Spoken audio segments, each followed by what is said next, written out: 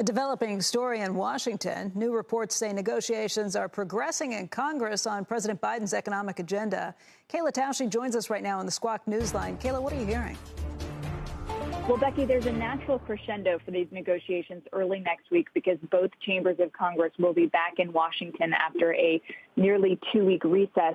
But interestingly, the word progress keeps being mentioned, and what's unclear still is whether that progress is a function of true breakthroughs being made in negotiations or simply a function of necessity, because time is of the essence, especially with a new debt limit deadline now presented in early December. And if Democrats are going to use the very lengthy budget process to pass this on a party line vote, then they really need to get this started for the Build Back Better package if they are going to also have to use that very lengthy process to raise the debt limit. So they really don't have any time to waste. And there are a few things that need to happen. Number one, there needs to be an agreement on how to treat the deductions for state and local taxes, because that is such an expensive piece of the package that until there is an agreement on exactly what that looks like, it's really hard to back into what the overall size and scope of the package then can be. I am told that an agreement in principle is very close on that if it hasn't already happened. But there still is this particularly perplexing dynamic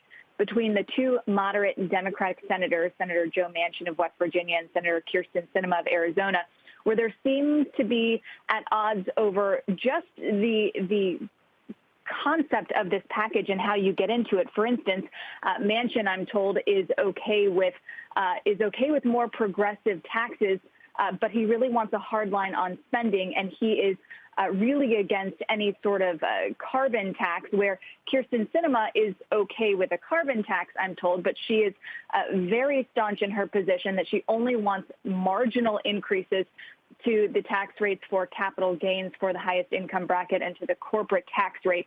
So those are really difficult positions. But Sinema, I'm told, is okay with a higher overall price tag of the package.